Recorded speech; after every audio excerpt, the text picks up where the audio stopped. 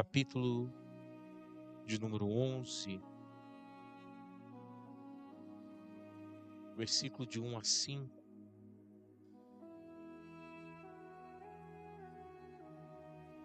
O apóstolo Paulo, ele traz à igreja de Corinto aqui uma exortação.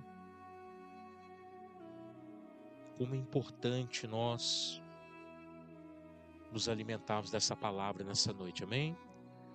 Diz assim a palavra do Senhor, 2 Coríntios 11, do 1 ao 5, diz assim: Quem dera me suporteis um pouco na minha insensatez. Sim, suportai-me ainda. Estou zeloso de vós com zelo de Deus. Tenho-vos preparado para vos apresentar como uma virgem pura a um marido, a saber, a Cristo. Temo, porém, que assim como a serpente enganou a Eva com as suas astúcias, assim também seja de alguma sorte corrompida a vossa mente, e se apartem da simplicidade que há em Cristo. Pois se alguém for pregar-vos outro Jesus, que nós não temos pregado, ou se recebeis outro Espírito, que não recebestes, ou outro Evangelho, que não abraçastes, de boa mente o suportais? Penso, porém, que em nada fui inferior aos mais excelentes apóstolos. Amém, Jesus? Graças a Deus. Amados, o apóstolo Paulo, como um homem de Deus, ele vai trazer essa reflexão para a igreja de Corinto, porque havia várias situações que a igreja estava dividida.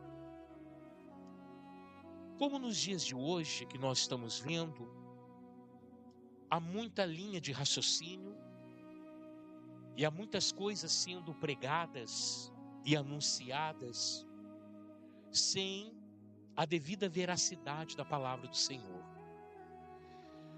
Porque assim como aconteceu nos tempos de Paulo, e tem acontecido também nos dias de hoje, o sincretismo, ele tem sido uma arma do diabo contra a verdade de Cristo.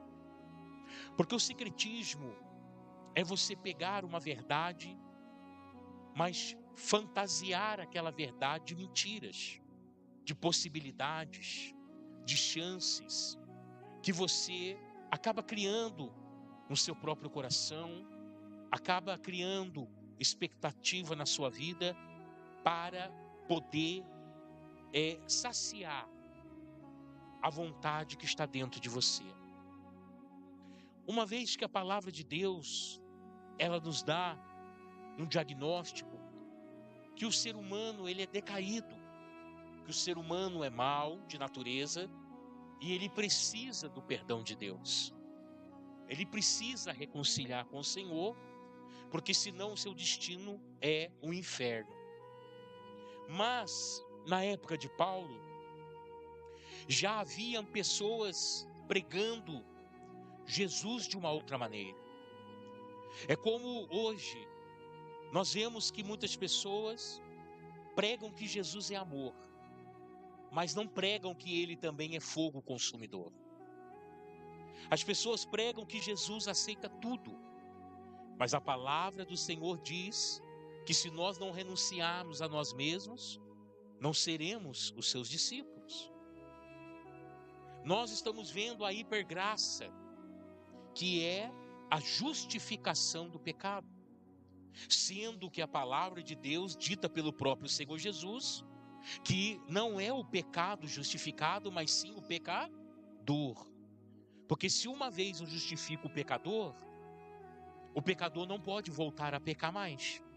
Mas quando eu justifico o pecado, eu estou dando âmbito, estou abrindo um caminho para que a pessoa peque novamente. Porque o Deus, ele só justifica o pecado e não o pecador. Isso é hipergraça.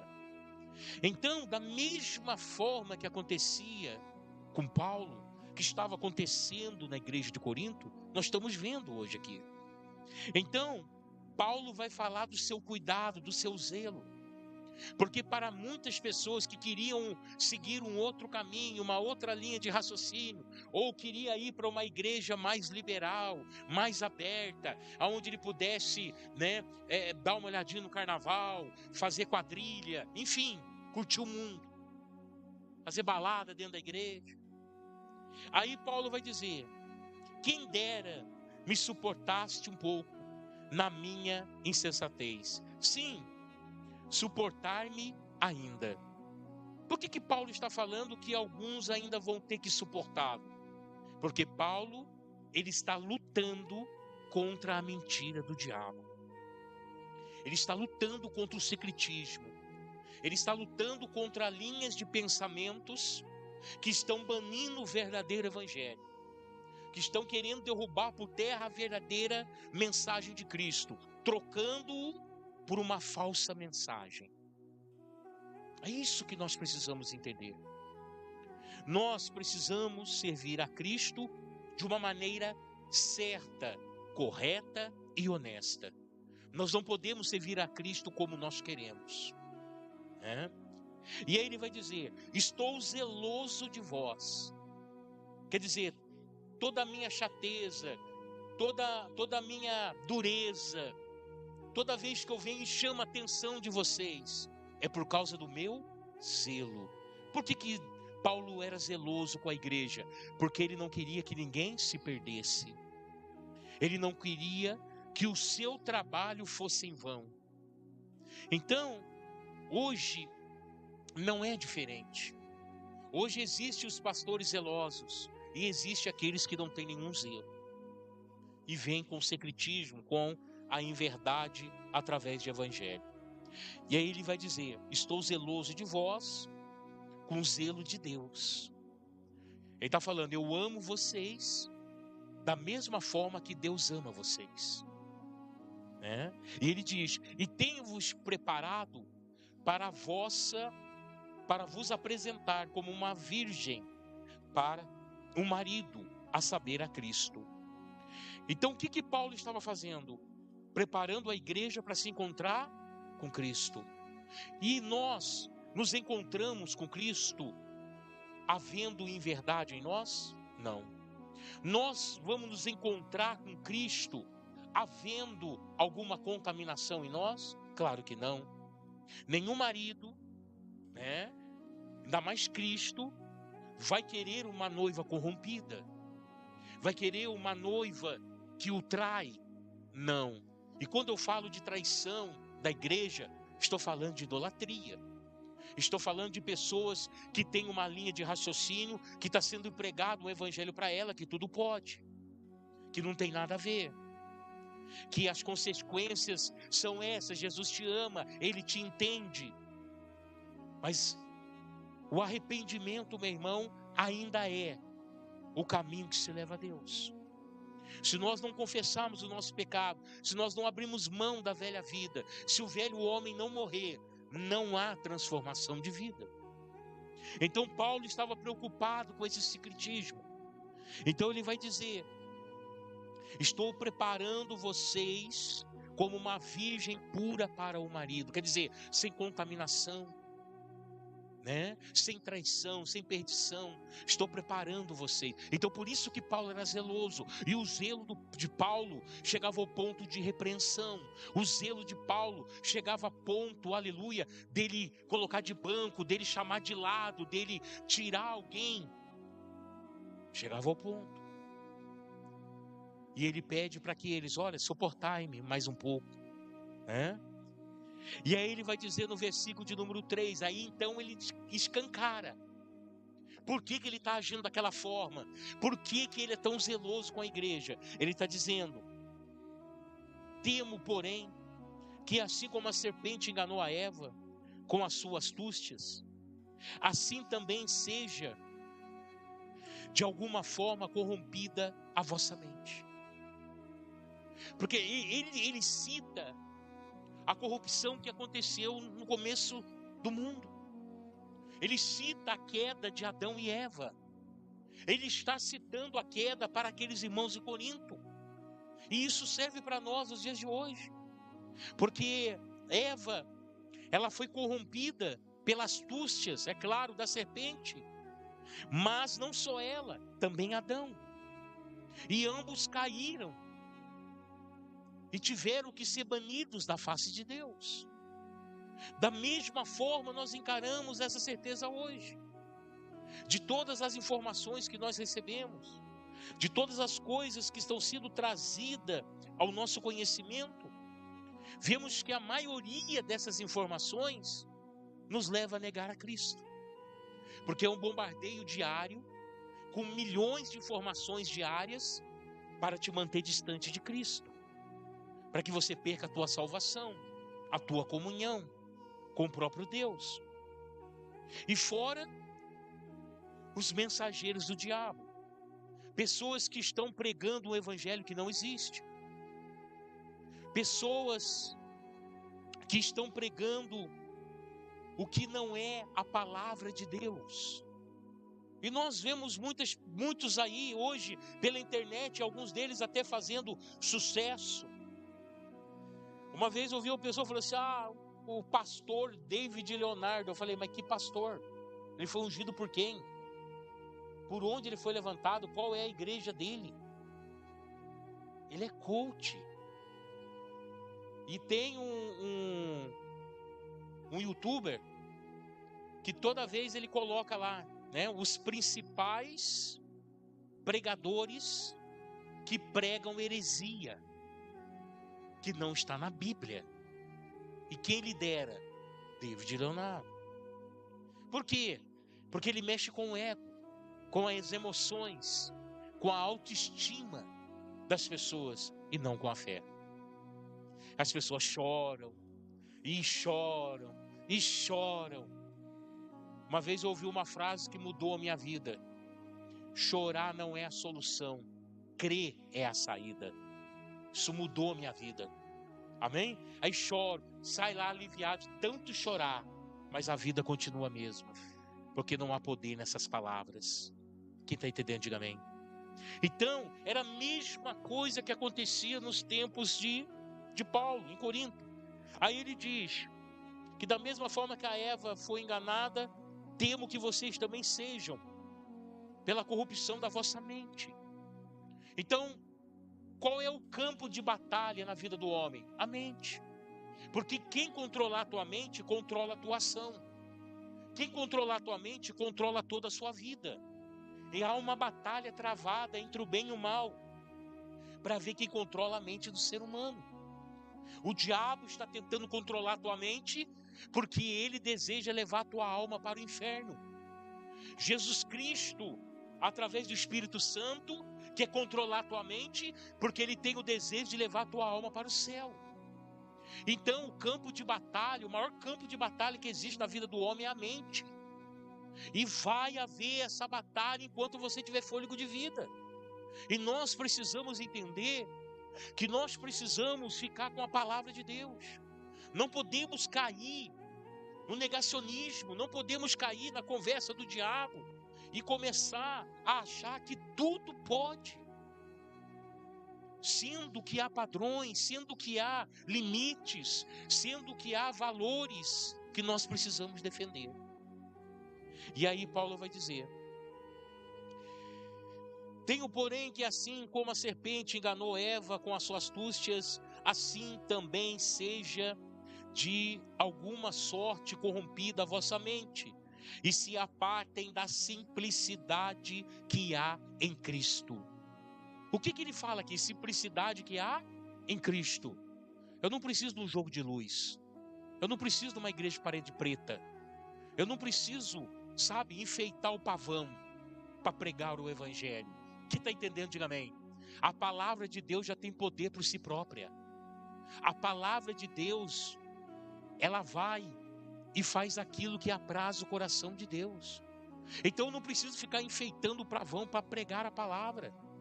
Ô, pastor, mas será que a gente não pode fazer um congresso, trazer uns pregadores de fora? Amém, glória a Deus. Mas nada além disso.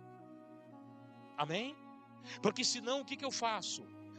Peraí, se lá no mundo eles fazem assim, vamos fazer isso aqui dentro da igreja também, o povo vem para cá. Você está entendendo? Então, Paulo estava lutando contra esse secretismo. E nós estamos lutando nos dias de hoje. É claro, é óbvio que as pessoas vão atrás de Deus aonde é mais fácil para ela. Nenhuma pessoa quer pagar um preço para servir a Deus. Todas as pessoas querem receber de Deus sem pagar preço algum. E não existe isso. Para tudo precisamos pagar um preço. Até mesmo para receber coisas que vêm do céu. Temos que pagar um preço para isso. Então ele vai dizer no versículo 4: pois se alguém for pregar-vos um outro Jesus, que nós não temos pregado, olha só, e é essa a realidade. Quando eu falo de hipergraça, quando eu falo de tradições mundanas sendo trazidas para dentro da igreja, estão pregando um Jesus que não existe. Quando eu prego que Jesus é amor, que Jesus te entende, mas não prego que ele é fogo consumidor, que tem que haver renúncia, que tem que haver arrependimento. Onde está o arrependimento hoje? Hoje as pessoas não se arrependem mais. E é por isso que muitas pessoas permanecem dentro da igreja, doentes, sem ânimo, tristes, abatidas, sem conquista alguma, sem vitória alguma. Aí você fala assim: poxa, eu estou na igreja errada. Não, é você que está errado. Porque você não fez um concerto com Deus. Você veio servir a Ele de qualquer jeito, de qualquer forma. Não houve da tua parte um pedido de perdão.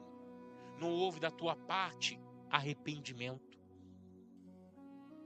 Então ele vai dizer: pois se alguém vos pregar-vos um outro Jesus que nós temos pregado, ou se recebeste outro Espírito que não recebeste, ou outro Evangelho que não abraçaste, de boa mente suportais?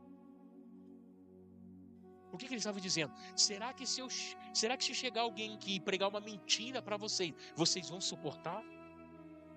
Será que esta mentira, ela vai dar base para você, ela vai dar garantias para você com aquilo que nós já pregamos primeiramente? Então entenda, o homem ele engana a si mesmo, porque a Deus ninguém engana. E toda vez que o homem procura facilitar a sua permanência na igreja, facilitar a sua comunhão com Deus, dando um jeitinho na sua vida, fazendo as coisas do jeito que Ele gosta, você não está enganando a Deus, você está enganando a si próprio. Porque o caminho que leva à salvação é um só. Mas o caminho que leva à perdição, aleluia, são os caminhos da desobediência à palavra do Senhor. E isso faz a diferença na nossa vida. Isso faz absurda diferença na nossa vida. Então ele vai dizer: penso, porém, que em nada fui inferior aos mais excelentes apóstolos. O que ele estava dizendo? Que o mesmo dom, que a mesma missão, que o mesmo caráter, o mesmo chamado que outros apóstolos haviam recebido, ele também havia recebido da parte de Deus. E ele estava defendendo o seu ministério, mostrando para a igreja de Corinto. E olha que a igreja de Corinto, no primeiro capítulo de Corinto, da primeira carta aos Coríntios, vai dizer que nenhum dom faltava àquela igreja. Era uma igreja completa. Era uma igreja que Jesus visitava, batizava com o Espírito Santo, ali havia profecia, ali se falava em línguas, ali se interpretava línguas, ali havia dom de cura e de maravilhas, ali havia toda a manifestação do Espírito do Senhor. Mas o povo, com o tempo, começou a querer uma coisa mais prática, mais fácil, né?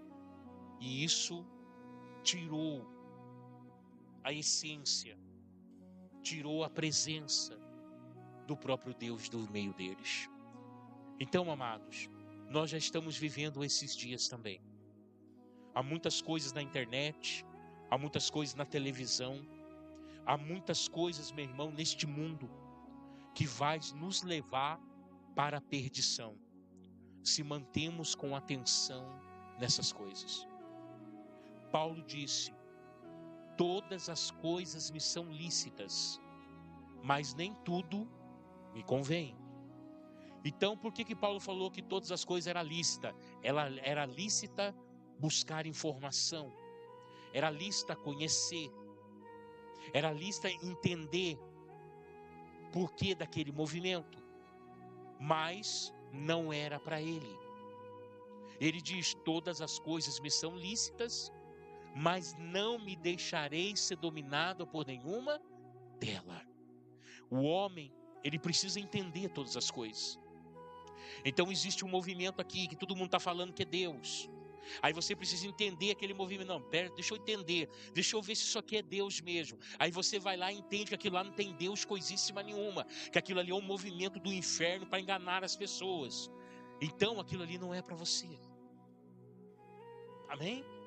Porque a única coisa que tem força na nossa vida é a palavra de Deus. Qualquer outra coisa fora da palavra de Deus não vai mudar a tua vida, não vai te influenciar para o bem, mas sim para o mal. Então essa era a preocupação de Paulo. Então ele era uma pessoa zelosa pela igreja, né? E é assim que nós temos que ter esse tipo de comportamento. É claro que nós não vamos agradar todo mundo. É claro que muitas das vezes as pessoas não vão querer permanecer aqui na IERD. Ah, não, pastor, lá é rígido, lá é muita palavra. Ah, eu quero um lugar que tenha mais louvor, que tenha mais luzes, que tenha mais balanço, que a gente pode ir com qualquer roupa, e que final de semana esteja uma balada. Enfim, vão querer. Infelizmente o homem tem o livre-arbítrio, né? Ele escolhe o caminho que ele quer seguir. Mas nem todos os caminhos levam a Deus. E nós precisamos ficar espertos. Nós estamos vivendo dias que antecedem a volta do Senhor Jesus. A qualquer momento nós já estamos na hora extra. Eu já expliquei para os irmãos a profecia. Nós já estamos na hora extra. O Estado de Israel já completou 76 anos. Desde quando foi entregue a eles em 1948.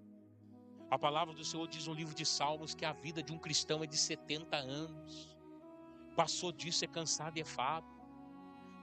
Então passou dos 70 anos, é cansado e é fado. Nós estamos no quê? Nos 76 anos do Estado de Israel. Nós já estamos entrando no cansado e no enfado.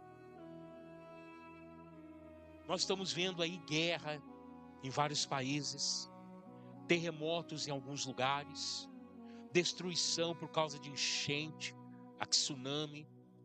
Nós estamos vendo aqui a devastação da natureza no Brasil, queimadas de um lado, enchentes do outro, vento forte em outros lugares.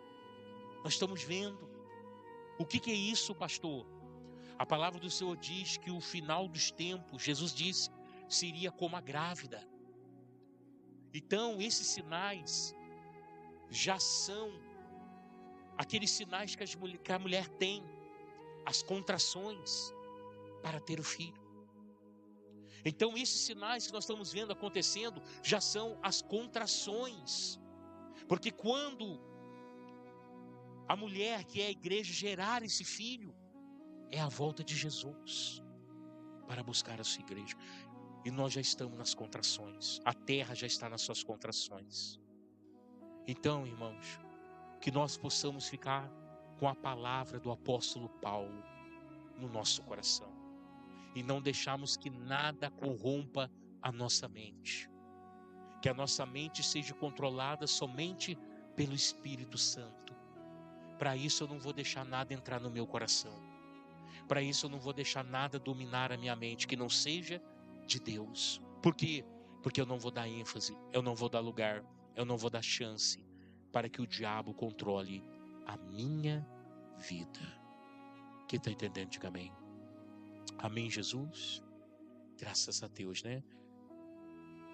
Teve algumas semanas atrás, eu e o obreiro Gabriel, nós fomos lá em Lorena, num condomínio fechado em Lorena, porque um vereador de Lorena, chamado Patrick, ele conseguiu meu telefone e aí ele ligou para mim, dizendo que estava numa situação muito difícil, me explicou mais ou menos o que estava acontecendo com ele.